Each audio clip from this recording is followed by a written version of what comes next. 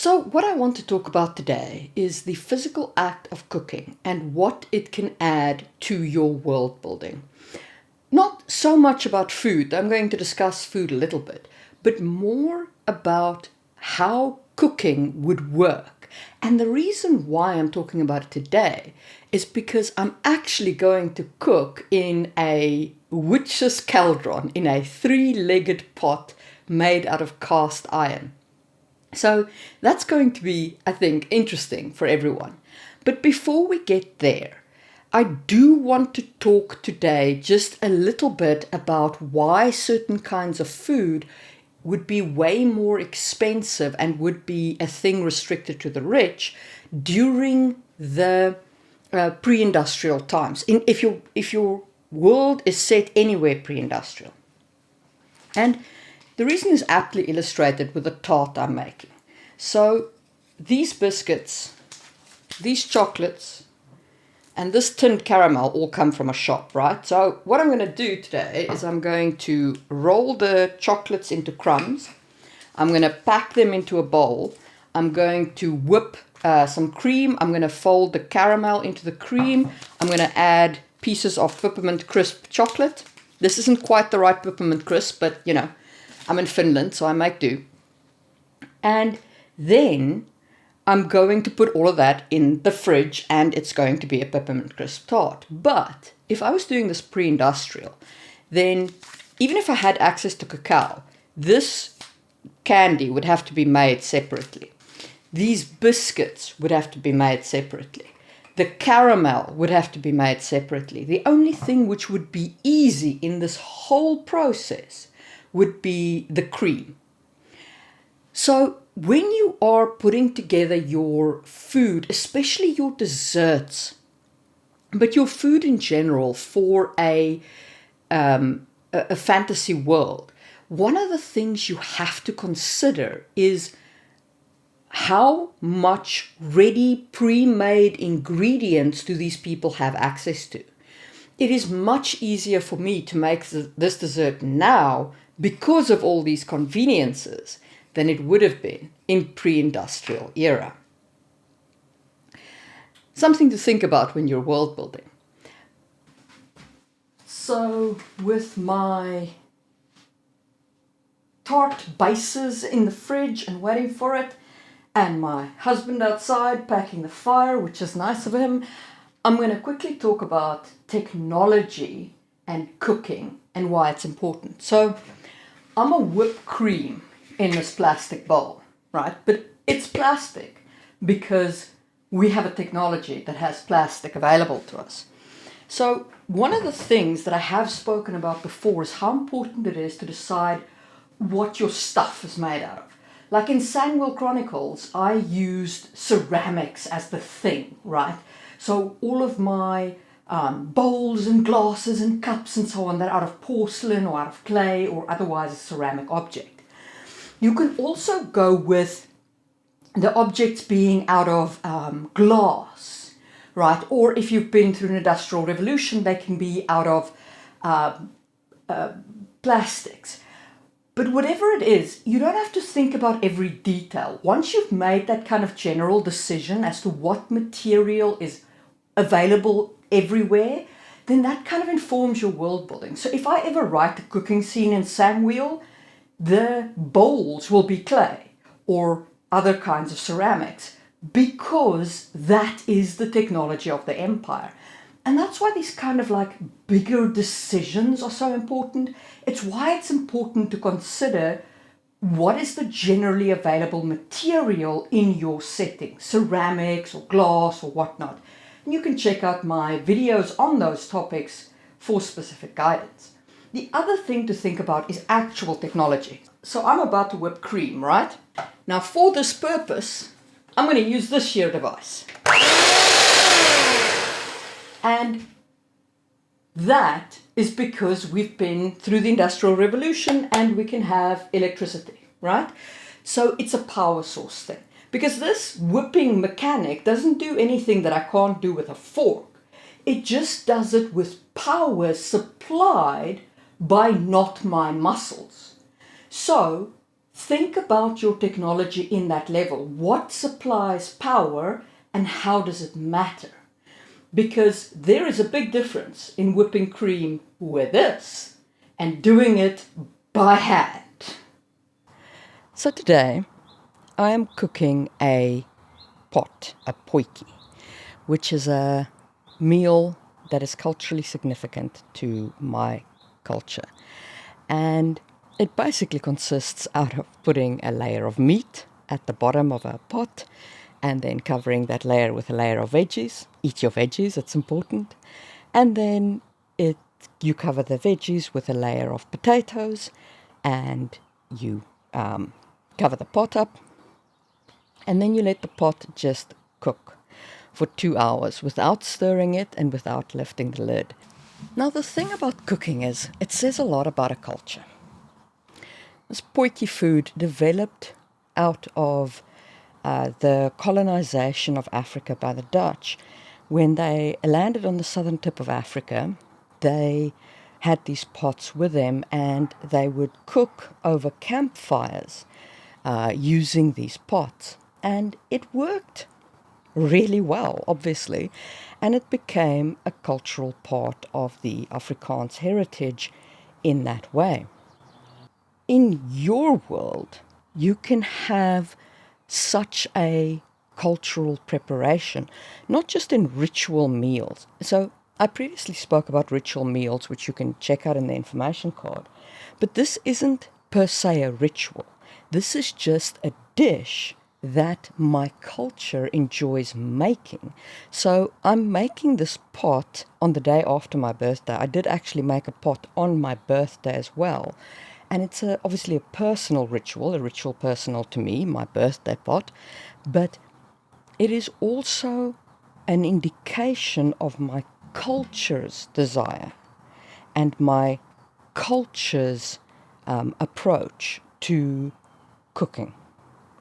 And it speaks to the time when we shot antelope and put that antelope into cast iron pots, which we carried around with us through the African bushveld.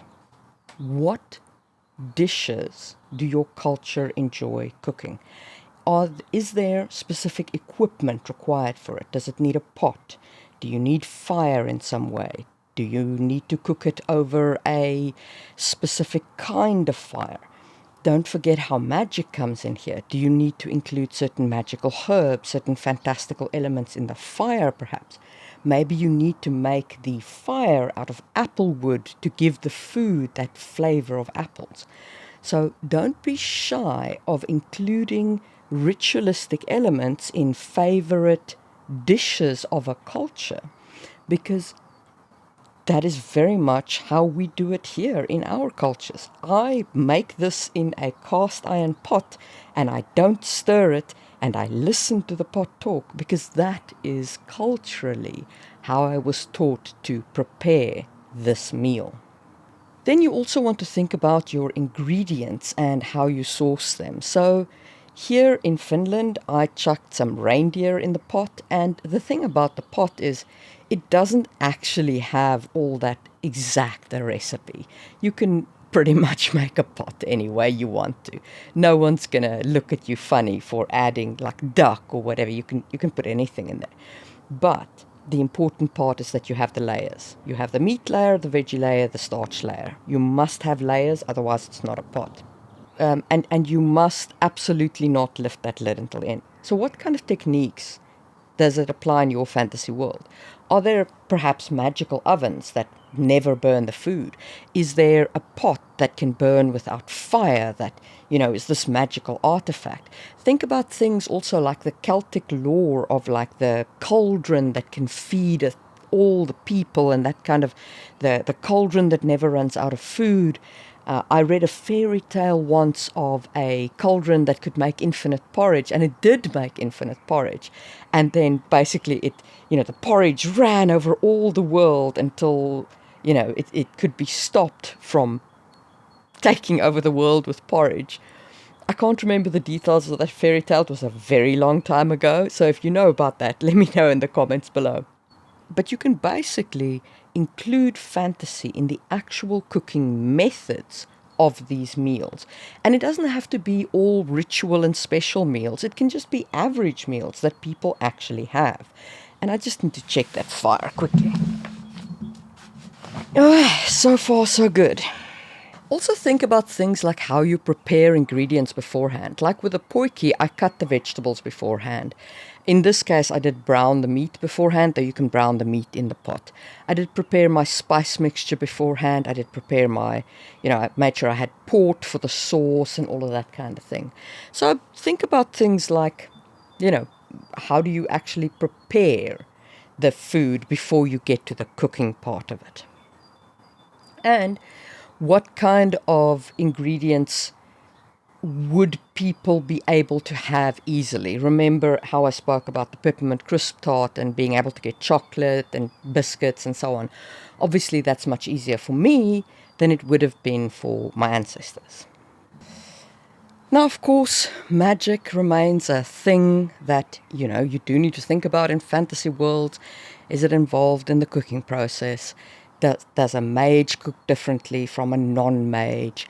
Is it involved in the ingredients process? Also think about just things like travel. If magic makes travel easier, then maybe you can get all kinds of weird ingredients all over your world without any trouble. That is entirely possible because you have magic in your world, so you can lean into magic in this way.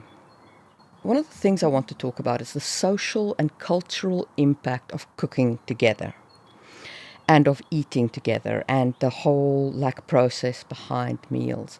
So yesterday I had a whole group of friends over and we sat together while the pot slowly cooked, and then we ate it afterwards and we drank wine and talked and so on. And it was, it was a moment of deepening friendship bonds, of building community, and of cultural strengthening of the ties between us. And that's the thing with things like cooking communally or doing any kind of work together. Like, I live in a row of houses and we share jobs like cleaning the communal yard, cleaning our roofs, doing snow work, and so on. And there is a lot to be said for working together and eating together and cooking food together to build strong bonds between a community. Now, that's not to say that, if you work together, you will suddenly have this perfect community that all these people just work together. But it does help establish a sense of shared identity. And if people eat the same meals as well, then they can compare recipes, they can eat each other's, potjie and talk about the different things they've tried. And it becomes a point of cultural identity and a strengthening element between people of that culture. And also when they then meet other cultures, it becomes a cultural exchange. Like, some of my friends here are Finnish and they've never eaten a potjie before. And so yesterday was their first experience thereof. And now they've experienced this thing and they told me about a similar meal that they have, which is the Karelian stew. And so we spoke about that a little bit, and maybe next time I eat with them, they'll make me a Karelian stew. And so we exchange culture, right? We exchange the pieces of our culture for one another. And in your world, that kind of cultural exchange can be shown in the meals, the type of meals that are prepared across your various cultures. And then, of course, if you have cooks as such within your culture, people who cook for other people, are those cooks highly valued? Is a highly skilled cook seen as an asset? Is it seen as a lowly profession? Is it seen as something that only one gender does? Cooking is women's work. How does it fit within your society? Who does the cooking and how they do the cooking, and what is the social status of the people who do the cooking? The reason why any of this is important to a fantasy world builder is because we cook, and if you know how cooking happens in your world, you can work those elements in organically in your story, and you can use them to help ground the reader and cement them in your world in understanding how these meals are prepared and why they're important. And I don't know how good this video is going to be, so we'll see. And I will take some shots of the potjie once it's done, so you can appreciate that. And that is my thoughts of cooking in a fantasy world. And in 2 hours' time, I'll be eating, and maybe you'll be seeing a shot or two of that pot. And if you like this video, you can check out my video on ritual meals, or you can trust the algorithm right over there. If you want to support the channel, links to my books or membership down below.